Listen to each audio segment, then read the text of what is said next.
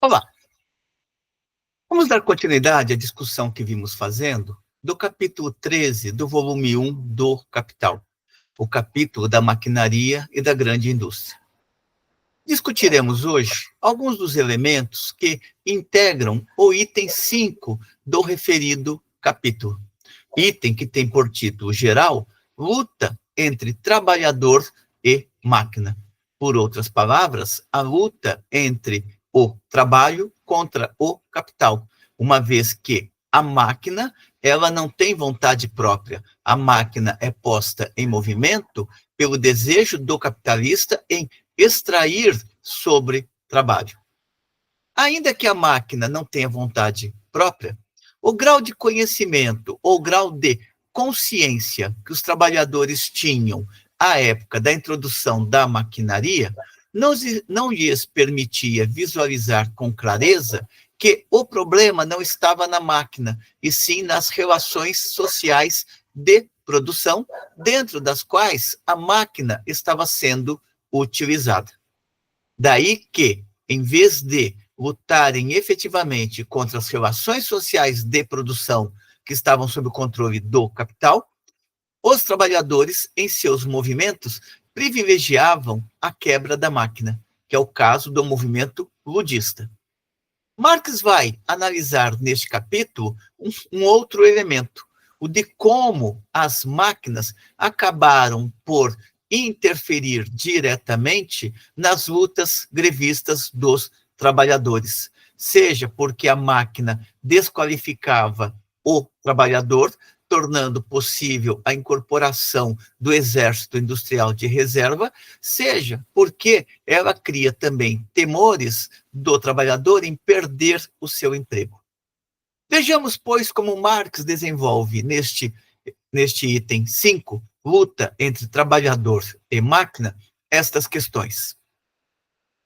Ele parte da primeira observação de que a luta entre trabalhador, a luta entre capitalista e assalariado, começa com a própria relação capital. Portanto, o próprio capital instaura o conflito permanente entre a força de trabalho e a lógica da acumulação. Ela se agita por todo o período manufatureiro, esta luta envolvendo capitalista e assalariado. Mas só a partir da introdução da maquinaria é que o trabalhador combate o próprio meio de trabalho, a forma de existência material do capital, portanto, a máquina.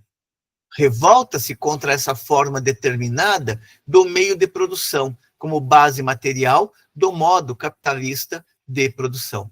Aqui Marx está apontando que a revolta do trabalhador se direciona não contra os donos do capital, contra aqueles que implantam a máquina no interior da unidade fabril, e sim contra a própria máquina, como se as máquinas fossem as responsáveis pelo desemprego dos trabalhadores.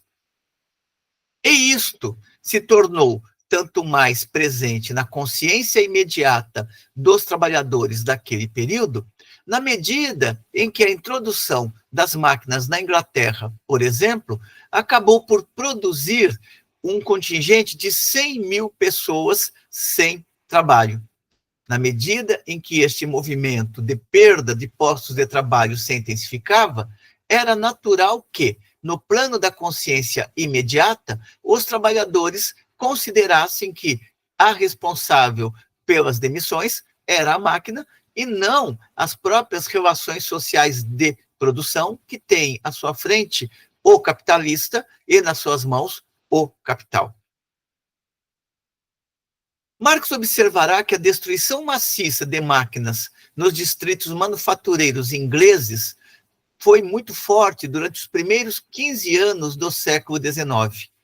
Esta quebra de máquinas ganhou a sua conformação mais precisa no movimento ludista, na qual eram tomadas medidas extremas de violência, sobretudo no processo de quebra das máquinas. É importante observar que, para Marx, as forças produtivas não devem ser destruídas. As forças produtivas são criatividade humana, são forças produtivas que podem atender socialmente ao trabalho e à humanidade. O problema é como estas forças produtivas são utilizadas sob o controle do capital. Lembremos que é com esta argumentação que Marx abre, inclusive, o capítulo 13, ao observar que Stuart Mill não compreende porque o uso das máquinas tem provocado calamidades entre os trabalhadores.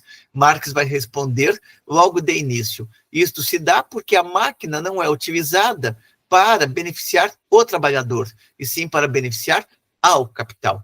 Só é possível a máquina, esta força produtiva poderosa, servir ao trabalho dentro de uma outra forma de sociabilidade, portanto, dentro de um modo de produção comunal moderno.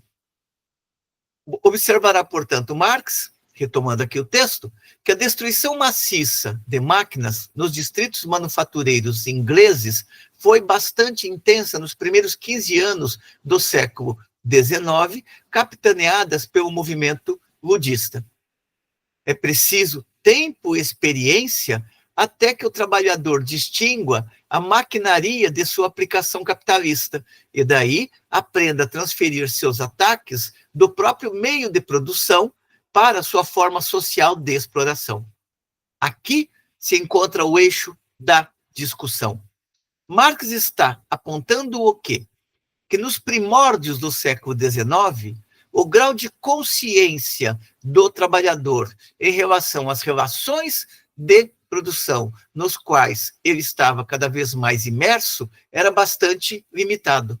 Daí que, em vez de atacar as relações sociais de produção, ou como diz Marx, em vez de atacar a forma social da exploração, que é aquela que contrapõe trabalho ao capital, os trabalhadores direcionavam a sua atenção contra a máquina, como se ela fosse a responsável pelo desemprego ou pelas suas misérias cotidianas. Lembremos sempre que a máquina não é boa nem ruim, é o seu uso social que pode torná-la um elemento de superexploração do trabalho. Durante o período manufatureiro, observará Marx, a produção artesanal continuou, ainda que decomposta, sendo a base. Os novos mercados coloniais não podiam ser atendidos pelo número relativamente baixo de trabalhadores urbanos legados pela Idade Média, e as manufaturas propriamente ditas abriram, ao mesmo tempo, novas áreas de produção à população rural, expulsa da terra com a dissolução da feudalidade. Aqui Marx colocará alguns traços que ele desenvolverá de uma maneira mais profunda no capítulo 24 do Capital, que é o capítulo da acumulação primitiva, de como o capital, para se implantar definitivamente, teve que recorrer aos processos mais violentos, sendo um deles a expulsão sumária dos trabalhadores da terra. Portanto, aqueles trabalhadores que viviam em uma relativa paz desde o declínio da sociedade feudal, ou mesmo no interior da sociedade feudal, se veem abruptamente expulsos daquelas terras onde muitas vezes as famílias estavam já por séculos transmitindo de pai para filho aquela relação mais antiga ou aquela relação mais arcaica de trabalho. Para Marx, à medida que trabalhadores são deslocados por meios de trabalho, ovelhas, cavalos, etc., atos de violência direta constituem aí, em primeira instância, o pressuposto da Revolução Industrial. Mais uma vez, aqui ele está mostrando o processo da acumulação primitiva, base para a Revolução Industrial inglesa. Marx prossegue observando que, como máquina, o meio de trabalho se torna concorrente do próprio trabalhador.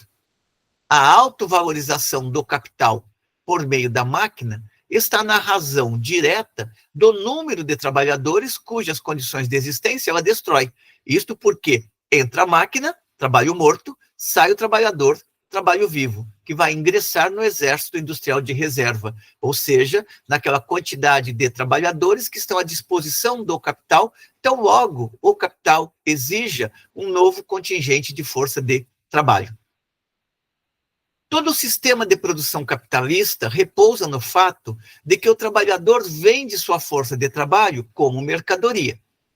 A divisão do trabalho unilateraliza essa força de trabalho em uma habilidade inteiramente particularizada de manejar uma ferramenta parcial. Aqui, 2 elementos. O trabalhador vende a sua força de trabalho. Portanto, o trabalhador só tem uma mercadoria para barganhar com o capitalista, que é a sua energia física e mental. Ao subordinar-se ao capitalista, o trabalhador entra na grande indústria, onde o trabalho é monótono, repetitivo e cansativo. Daí Marx observar que o trabalho unilateraliza essa força de trabalho em uma habilidade inteiramente particularizada de manejar uma ferramenta parcial, uma vez que toda aquela riqueza do trabalho, que era um trabalho que necessitava, o que exigia uma certa habilidade, é destituído pela máquina. A máquina simplifica o trabalho, confinando o trabalhador a uma atividade mínima, como discutimos, por exemplo, no item 4 do referido capítulo, portanto, no vídeo anterior a esta discussão que estamos realizando agora. Assim que o manejo da ferramenta passa à máquina, extingue-se com o valor de uso, o valor de troca da força de trabalho. Portanto, a centralidade se desloca do trabalhador para a máquina, se desloca do trabalho para a máquina, se desloca do trabalho vivo para o trabalho morto. O trabalhador torna-se invendável como papel moeda posto fora de circulação. A parte da classe trabalhadora que a maquinaria transforma em população supérflua, leia-se exército industrial de reserva, ou, se quiserem, desempregados, isto é, não mais imediatamente necessária para a autovalorização do capital, sucumbe, por um lado, na luta desigual da velha empresa artesanal e manufatureira contra a mecanizada, inunda, por outro lado, todos os ramos mais acessíveis da indústria, abarrota o mercado de trabalho e reduz, por isso, o preço da força de trabalho abaixo de seu valor. Significa que quanto mais a possibilidade do capital contar com o exército industrial de reserva, portanto, com aquele grande contingente de força de trabalho que não está empregada, mas que pode ser utilizada a qualquer momento, torna-se possível ao capital barganhar o valor da força de trabalho. Barganhar o valor da força de trabalho significa pagar um salário abaixo das necessidades cotidianas do trabalhador e sua família, para que estes possam reproduzir tanto a força de trabalho que terá que despender no dia seguinte, como também manter viva a família, para que lá na frente ela também possa se assalariar como força de trabalho. Onde a máquina se apodera paulatinamente de um setor da produção, produz miséria crônica nas camadas de trabalhadores que concorrem com ela. Onde a transição é rápida, seus efeitos são maciços e agudos. Como diz um relatório da época, e é importante observar que neste texto, Marx vai se utilizar de muitos relatórios produzidos pelas próprias hostes burguesas, como diz um relatório da época, maquinaria e trabalho estão em constante competição. Marx observa que o efeito da maquinaria é permanente, ao se apoderar constantemente de novos setores da produção. A configuração autonomizada e alienada que o modo de produção capitalista imprime, em geral, às condições de trabalho e ao produto do trabalho em confronto com o trabalhador, desenvolve-se, pois, com a maquinaria, numa antítese completa. Portanto, o trabalho alienado, o trabalho realizado em condições de despossessão, afeta cada vez mais a força de trabalho. Daí, a revolta brutal do trabalhador contra o meio de trabalho. Daí a revolta brutal do trabalhador contra as máquinas. O meio de trabalho mata o trabalhador. Sempre que a máquina, recém-introduzida, concorre com a produção artesanal e manufatureira tradicional. Dentro da própria grande indústria, no entanto, o aperfeiçoamento constante da maquinaria e o desenvolvimento do sistema têm efeitos análogos.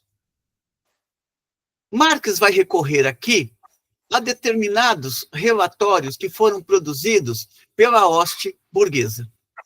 Observará um destes relatórios.